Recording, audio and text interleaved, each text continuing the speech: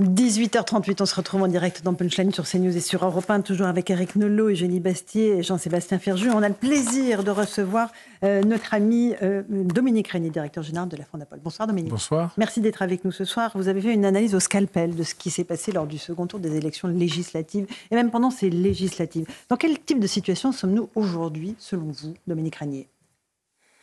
Je dirais que c'est pas simple de se la représenter parce que les conditions dans lesquelles tout ça s'est déroulé sont encore aujourd'hui inexplicables. Les élections ont été, de mon point de vue, je ne veux pas choquer en disant cela, mais de mon point de vue, ont été ratées au sens où elles n'ont pas été, par définition, attendues, préparées, prévues, mais aussi elles se sont déroulées en dérapant très vite. À peine le premier tour avait-il donné une orientation forte de l'électorat que la campagne de l'entre-deux tours a porté sur un tout autre sujet qui n'était ni quel programme voulez-vous, ni même quelle majorité voulez-vous, etc. Mais donc d'organiser un barrage au Rassemblement national.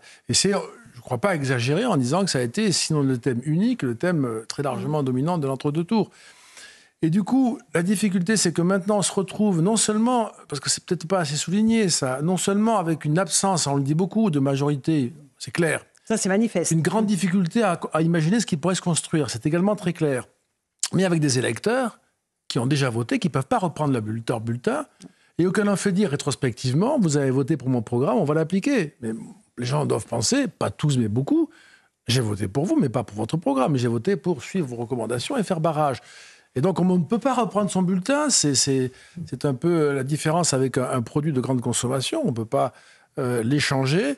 Il y a maintenant un processus, à mon avis, qui se met en place et qui résulte à la fois d'une sorte de malaise que je crois ressentir et qui sera important sur cette espèce d'ostracisation du premier parti électoralement de ces élections législatives, et deuxièmement, cette espèce d'utilisation contre le gré des électeurs de leur suffrage pour faire dire ce qu'ils ne voulaient surtout pas dire. Tout d'un coup, là, on oublie le barrage. Qu'est-ce qu'il ne voulait pas dire ? Il ne voulait pas dire oui à Emmanuel Macron, en réalité. Il ne voulait pas dire, par exemple, oui à un programme de gauche.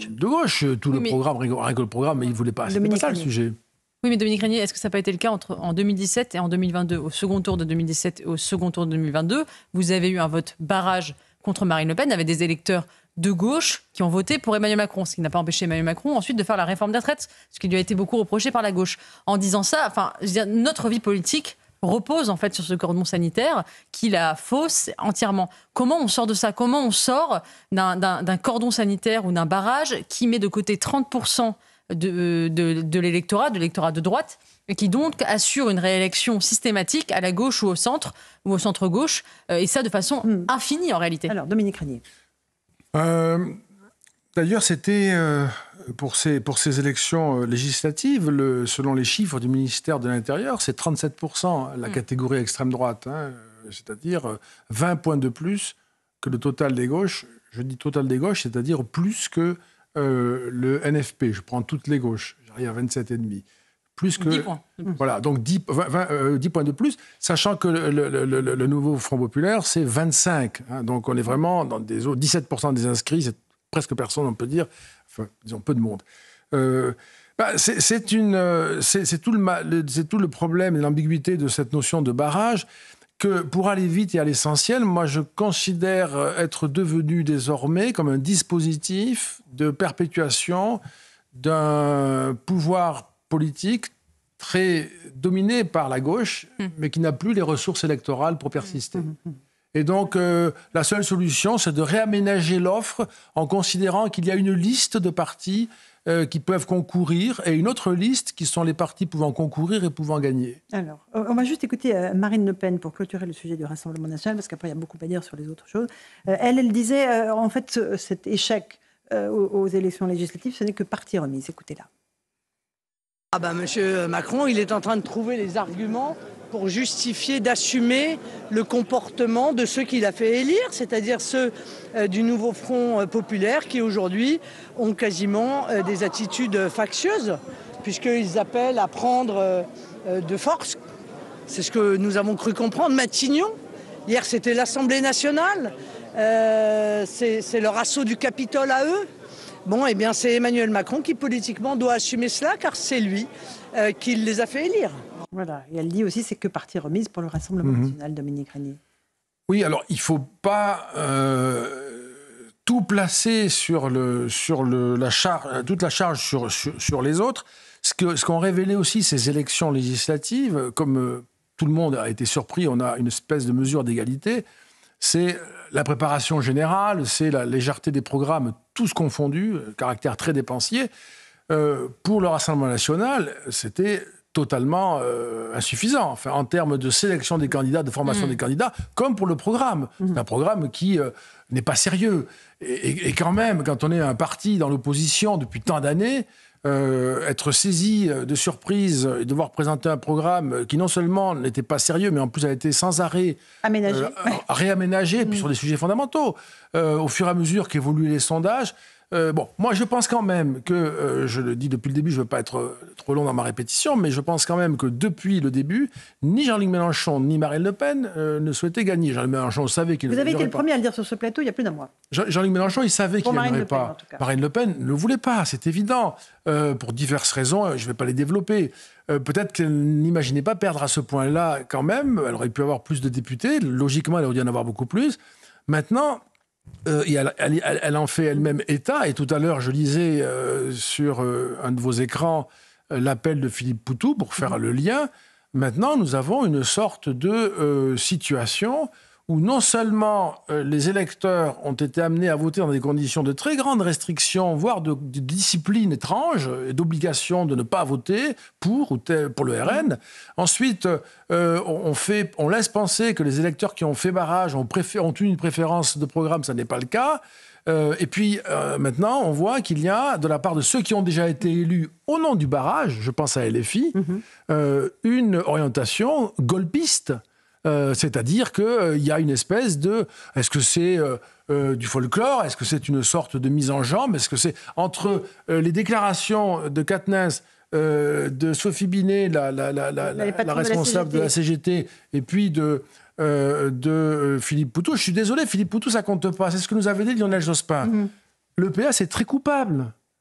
C'était rien, Philippe Poutou. C'était juste un candidat. On n'allait pas vous embêter avec ça. On n'a pas compté les candidats antisémites. On n'a pas compté tous les candidats de la France insoumise qui sont vraiment, qui n'étaient pas présentables du tout.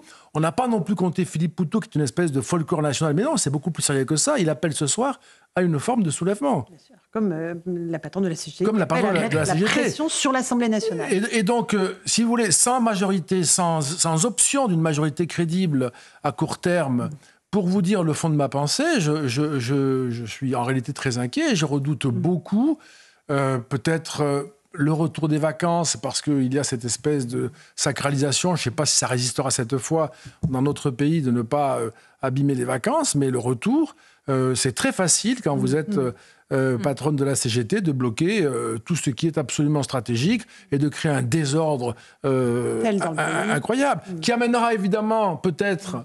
Je ne sais pas, moi, si c'est l'idée qui amènera peut-être à recourir à l'article 16 et puis de dire ensuite, voyez... Les pleins pouvoirs au chef de l'État. Le fascisme donc, est au pouvoir. Évidemment. Donc je vous l'avais dit, je suis Jean-Luc Mélenchon, je vous l'avais dit, nous devons entrer en résistance, etc. Cette espèce... Enfin là, Mélenchon est tout à son aise dans son univers de type insurrectionnel, avec d'ailleurs les appuis, au fond, qui sont ses propres héritages. Et Philippe Poutou, à sa manière, en fait partie. Un petit mot de la droite, et après je passe la parole à Jean-Sébastien Ferjou. On écoute M. Retailleau, qui était notre invité ce matin, qui dit pas de coalition s'il y a de la France insoumise dedans. Écoutez-le. Dans l'Assemblée nationale, le jeu politique est complètement verrouillé, complètement bloqué. Vous devez nommer un Premier ministre en dehors de l'Assemblée nationale. Technique, un profil technique. Pas seulement technique, une stature apaisante, avec des compétences, une expérience qui en impose, une stature morale aussi, qui sortent du jeu politique. Et on peut parfaitement, avec ce profil-là de Premier ministre, qui serait rassurant aussi pour les Français, établir un programme législatif d'une petite dizaine de textes. Je pense à l'immigration, je pense au pouvoir d'achat, je pense à la justice des mineurs, je pense à l'agriculture, je pense à quelques sujets qui peuvent être des sujets plus ou moins consensuels, mais dont la France a besoin pour se relever. Retailleau, c'est possible, ça C'est pas une mauvaise démarche, en tout cas, parce que jusqu'ici, vous l'avez remarqué, on faisait... nous, on peut le faire, enfin moi je peux le faire, je suis pas élu, mais dans le monde politique, moi, j'ai surtout entendu parler d'addition et puis de liste de noms. Donc chacun a son modèle pour arriver ou se rapprocher de 289 sièges, et avec des noms. Mais la vraie question, c'est celle-là. Peut-être que c'est pas le résultat que propose Bruno Retailleau qui, à la fin, sortira du chapeau. Mais c'est ça la question, c'est qu'est-ce qu'on fait ? C'est pour faire quoi ? Et c'est la même question qu'un Premier ministre de la société civile ou technique ou je ne sais quoi. Tout ça n'a aucune importance. On fait quoi ? Parce qu'il y a quand même des choses à faire. On sait que notre situation financière, même si en France, on s'en fiche, mais alors totalement. C'est impressionnant quand même. Non, on a 154 milliards de déficit chaque année, une dette sur laquelle je ne reviens pas. Nous sommes pressés, on nous presse de trouver des solutions. On doit emprunter 300 milliards bientôt. Rien n'est fait, évidemment. Les conditions sont les pires pour faire des mesures d'économie, donc on peut être là aussi inquiet. Et cependant, on n'a pas encore discuté de ce qui pourrait être décidé et soutenu par une majorité. Parce que si vous avez une politique de réduction de la dépense ou de contrôle de la dépense, il est évident que toute une partie de l'Assemblée nationale sera dans l'opposition, n'aura pas les moyens de renverser un gouvernement qui aurait cette politique, sauf avec une alliance avec le RN. Ce serait piquant que la gauche s'allie avec le RN pour renverser un gouvernement après avoir été élu grâce au barrage contre le RN. Mais ça peut se produire. C'est possible. Jean-Sébastien Ferjou. Et après, Éric Nolot. Vous décrivez très bien la manière dont la gauche arrive finalement à avoir un poids politique plus lourd que ce que les urnes lui accordent grâce à ses stratégies d'intimidation idéologique. Mais quelle est la responsabilité de la droite là-dedans ? Parce qu'on a entendu aussi des responsables de droite ou de centre-droit, ou en tout cas de droite ralliés à Emmanuel Macron, entretenir la même intimidation idéologique. Et donc comment peut se sortir la droite de ce dilemme-là ? Soit être finalement écrasé, absorbé par le Rassemblement national, soit valider la domination idéologique de la gauche. C'est une question qui se pose depuis des années maintenant, qui n'a pas été tranchée suffisamment tôt. C'est bien difficile maintenant, c'est pas trop tard, parce qu'on peut dire qu'il n'est jamais trop tard pour regarder un peu les perspectives, mais c'est quand même très tard. Je faisais un calcul très simple, si vous additionnez les voix du RN, plus ses alliés, et les voix des LR, pour plus les centristes, si on veut, pour dire, enfin je veux dire l'UDI par exemple, pour dire que ça c'est des votes de droite, eh bien au premier tour, le RN représente 76% du vote de droite et 80% au second tour.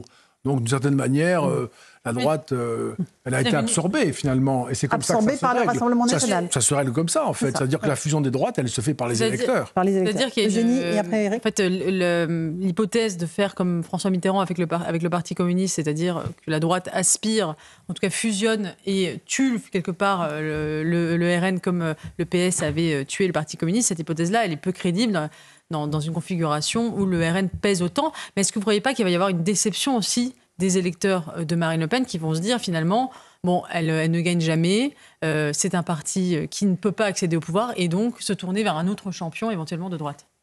Ça, c'est possible, bien sûr. Je ferai une différence avec ce qu'a fait Mitterrand dans la mesure où il a absorbé une force descendante. C'est vrai, le Parti communiste. Dans un contexte de déclin général de ce paradigme, là, nous sommes dans la situation inverse. Et donc, c'est très différent. Et puis, les électeurs je crois, moi, en tout cas, du RN, ne sont pas dupes. Et quand on les interroge, ils ne s'attendent pas à de grands miracles. Ils ont simplement des exigences sur des sujets clés, régaliens, et ils imaginent que sur ces sujets-là, au moins, la situation sera améliorée. Ils ont peut-être tort d'imaginer ça, mais ce sont des... Il est possible de les détacher du RN, c'est la question.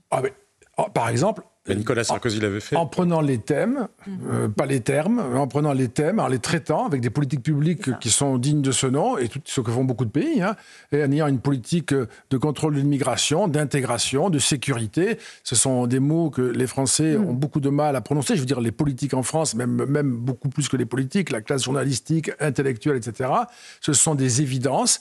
Et tant que nous n'aurons pas franchi cette étape, d'en parler normalement, et avec des gens dont c'est le métier, pour satisfaire les attentes des électeurs, les attentes absolument légitimes, eh bien, on aura cette difficulté-là. Mais je crois qu'elle est débordée, elle est réglée par les électeurs. Éric Nolot. Oui, vous avez dit très justement que les électeurs ne pouvaient pas reprendre leur bulletin, mais enfin, ils peuvent tirer des leçons du scrutin. Est-ce que vous pensez que ce scrutin très particulier que nous venons de vivre aura une influence sur une possible législative, après une nouvelle dissolution, ou la prochaine présidentielle? Est-ce que vous pensez que ça va laisser des traces et lesquelles? Moi, je dirais, aujourd'hui, je vous dirais oui, des traces qui seront profondes, avec des effets puissants. Je le dis en prenant le risque de le dire d'aujourd'hui, mais c'est la question, hein. C'est le jeu de l'échange. Et quand même, l'idée pour les électeurs du Rassemblement national qu'ils subissent un régime spécifique, on le sait, hein, 62% sont des ouvriers, des employés, peu diplômés, etc. On connaît le profil. C'est une France populaire qui est ostracisée. Ça veut dire que c'est une France populaire ostracisée par des élites. Donc on rentre de plein pied dans le schéma classique de la pensée populiste, à laquelle on donne absolument raison, en disant, voyez, nous nous sommes appliqués à ressembler à l'idée que vous aviez de nous y sommes parvenus maintenant, et quelle est votre réaction? Mais la réaction, c'est un rejet plus puissant encore pour assurer la prochaine fois que cette fois-ci, on passera l'étape entièrement. Il est inacceptable, mais on peut le comprendre, sans se prononcer sur la valeur de ce vote et de ce parti. Il est par principe inacceptable que des millions d'électeurs soient ainsi tenus à la lisière, considérés comme des moins que rien. Une femme, un homme, on disait avant un homme, un vote. Une femme, un homme, un vote. C'est pas vrai. Il y a une espèce de suffrage censitaire qui s'est installé, qui n'est absolument pas justifié, que les autorités de la République reprennent allègrement, après avoir reçu Jordan Bardella à Saint-Denis pour discuter avec lui, etc. François Hollande avait reçu Marine Le Pen pour parler de la régionalisation. Enfin, ouais, on ne va pas faire la liste parce que c'est totalement contradictoire et disloqué. Mais quand il y a les intérêts, les intérêts électoraux en jeu, là, on ressort la question du barrage. Ça devient quand même pas recevable. Et d'autant plus que ce barrage, il est asymétrique. Moi, ça m'a toujours choqué. Il ne s'applique pas à la France insoumise, qui, alors, de mon point de vue, le mérite tout autant. Je ne fais aucune différence entre les deux si nous entrons dans cette logique du jugement moral porté sur les organisations que les électeurs sont libres de soutenir. Merci beaucoup, Dominique Régnier, de cette analyse limpide aujourd'hui dans Punchline sur CNews et Europe 1, avec une très bonne interview dans le Figaro aussi de cette semaine.